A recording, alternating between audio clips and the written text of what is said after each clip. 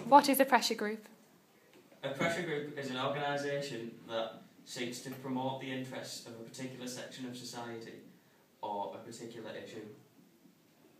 This is an example of a pressure group. I hate whales!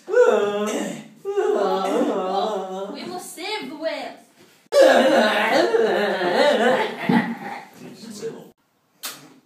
Tata. What's the function of a pressure group?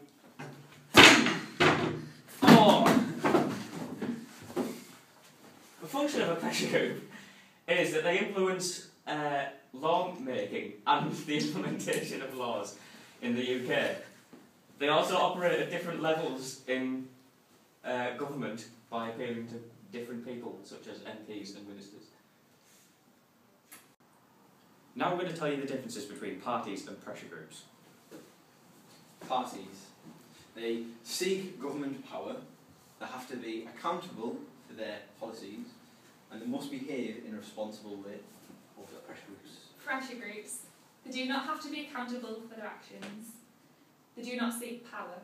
And they usually have a narrow range of issues. They can just focus on one issue. This is why people get confused. Some pressure groups put candidates up for elections. Single issue parties look a lot like pressure groups, for example the UK. And some pressure groups, notably trade unions, adopt a wide range of policies so they appear similar. Sectional pressure groups represent a specific section of society, like a trade union, and they can also be known as interest groups. Promote a cause rather than the interest of its members. For example, Greenpeace can also be known as a cause or issue group. Dual functions. These are a mixture of the two, like the Countryside Alliance pressure group. A better quality of life can help those in the countryside and those not in the countryside as well. This is the difference between inside and outside of pressure groups.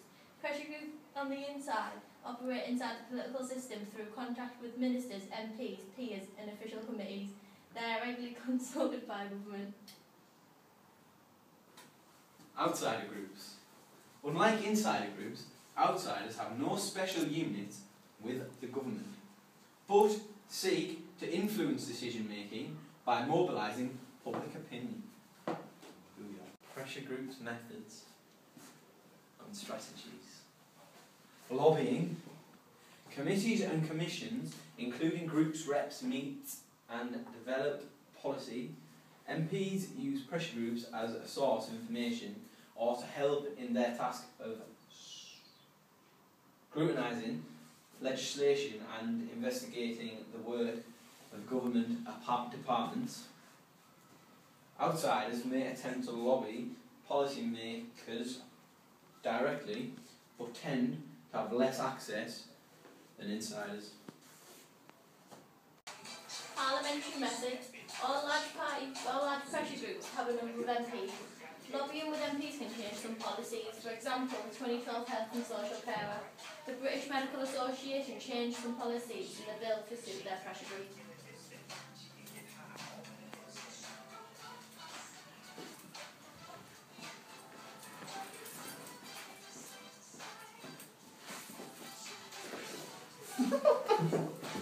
Direct action. When pressure groups seek to achieve the maximum publicity they can by doing demonstrations, protests and marches, fathers for justice dressed up as superheroes and place themselves in places such as Buckingham Palace, occupy camped outside St Paul's Cathedral for the excesses of the financial world.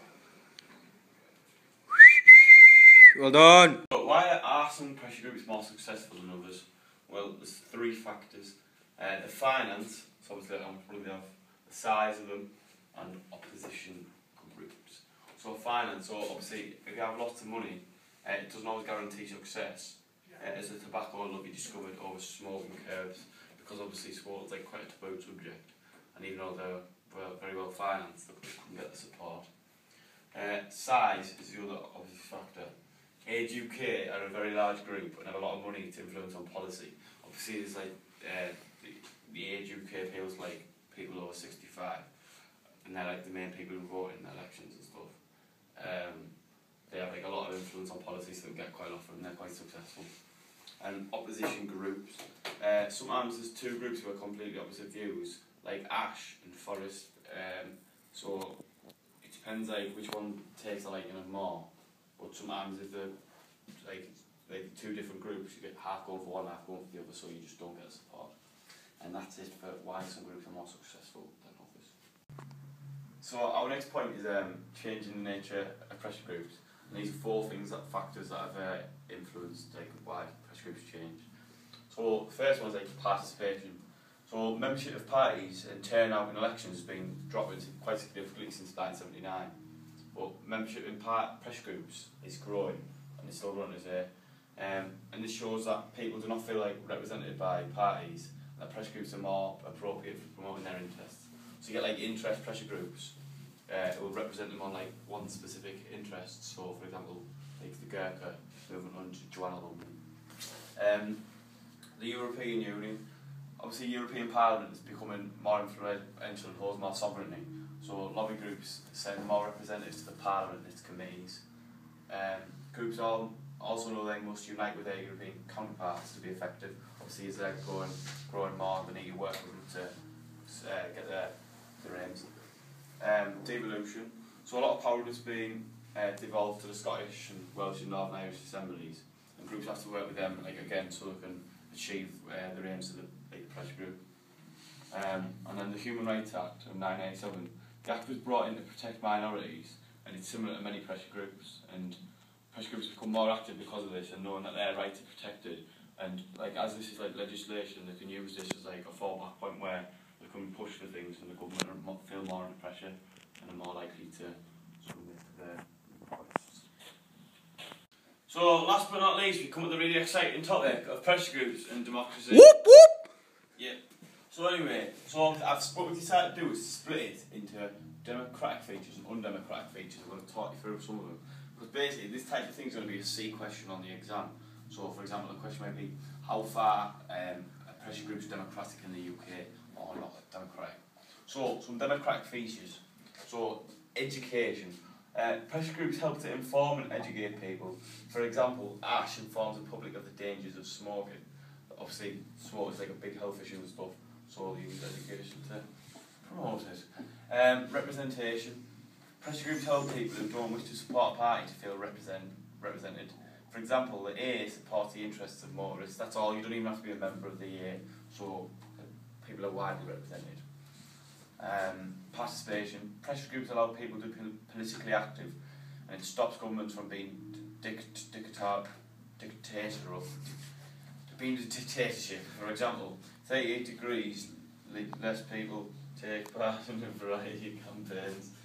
So basically, participation, obviously, in elections, it's sometimes biased towards like the main parties and stuff. But in pressure groups, you can like support anyone really. And minority interests. Pressure groups represent all types of people and their interests, including minorities. For example, Multiple Sclerosis Society supports sufferers. So there's only a few people with multiple sclerosis, so they've got support. Undemocratic features is finance. Some groups have more power, and that's basically just because they've got more money, so they can finance more things like to campaign and get support and stuff. An example of this is Forest, who support smoking, and they have wealthy backers from cigarette companies.